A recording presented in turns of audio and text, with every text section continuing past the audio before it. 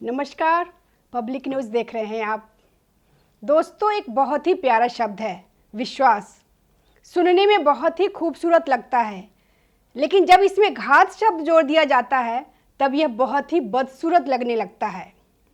इन्हीं दोनों शब्दों के मेल जैसी जोड़ी लगती है अरविंद केजरीवाल और राहुल गांधी की।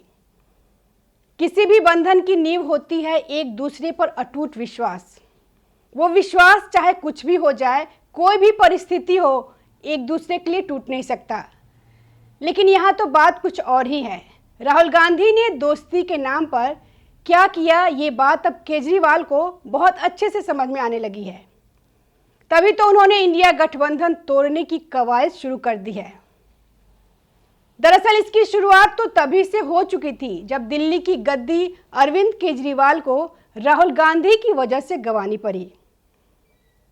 दिल्ली जिसे केजरीवाल का गढ़ कहा जाता था, जहां से केजरीवाल को हटना टेढ़ी खीर थी, वो गढ़ राहुल गांधी की वजह से केजरीवाल के हाथ से निकल गई। राहुल गांधी का हाथ केजरीवाल के राजनीतिक जीवन की समाप्ति की कहानी लिख रहा था। केजरीवाल यह समझ ही नहीं पाए कि राहुल गांधी के हाथ और उनके साथ ने अरविंद केजरीवाल के राजनीतिक जीवन का सफाया कर दिया, पूरी तरह से झाड़ू लगा दिया। केजरीवाल के बार बार आग्रह करने पर भी राहुल गांधी ने दिल्ली विधानसभा में कांग्रेस पार्टी के उम्मीदवारों को आम आदमी पार्टी के उम्मीदवारों के खिलाफ खड़ा किया था, या यूं कहिए कि जानबूझकर आम आदमी पार्टी के वोट बैंक में सेंध लगाई, जिसकी वजह से आम आदमी पार्टी चुनाव बुरी तरह हार गई। केजरीवाल भी अपनी सीट नहीं बचा पाए और दिल्ली के मालिक सत्ता से बेदखल हो गए। वहीं केजरीवाल को दोबारा भी जेल जाना पड़ सकता है। इसलिए केजरीवाल बुरी तरह से बौखला गए हैं और इंडिया गठबंधन से गुहार लगा रहे हैं। आतिशी ने भी बगैर कांग्रेस की एक अलग से गठबंधन बनाने की बात कही है। वहीं अब खबर आ रही है कि आने वाले बिहार विधानसभा चुनाव में कांग्रेस पार्टी सभी 243 सीट पर खुद के दम पर चुनाव लड़ने का फैसला किया है। कहते हैं ना कि दूध का जला छाछ भी फूंक फूंक कर पीता है।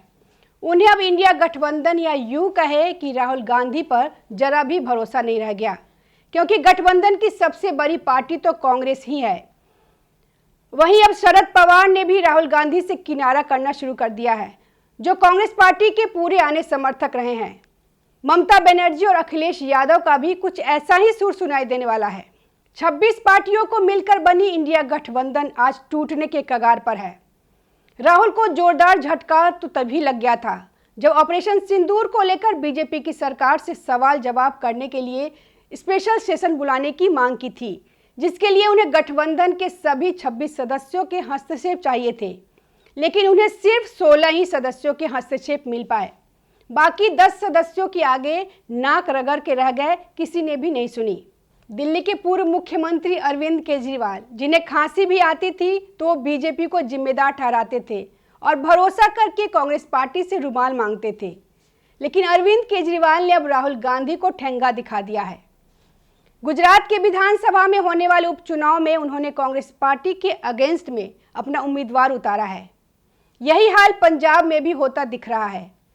दोनों की आमने सामने की लड़ाई होती दिख रही है। बिहार चुनाव में तो उन्होंने विशाल पदयात्रा की भी घोषणा कर दी है, जिसमें वह इंडिया गठबंधन के खिलाफ सेंध लगाएंगे। अरविंद केजरीवाल का राहुल गांधी से पूरा भरोसा उठ चुका है। केजरीवाल की बर्बादी का कारण कांग्रेस है, क्योंकि न तो दिल्ली चुनाव में वो अपने उम्मीदवार खड़े करती, न केजरीवाल आज इस हाल में होते।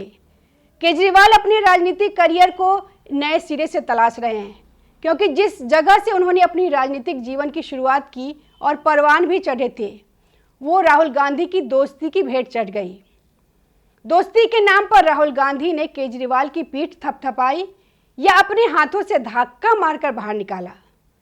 ये तो अब अरविंद केजरीवाल को समझ में आने लगा है। आज उनके पास रहने को घर भी नहीं है। दिल्ली के शराब मामले में भी उन पर आरोप लगा हुआ है। कानूनी चुनौतियों का सामना करना पड़ रहा है और कभी भी उन्हें जेल जाना पड़ सकता है। मनीष सिसोदिया और सत्येंद्र जैन का नंबर भी आ गया है। नमस्कार।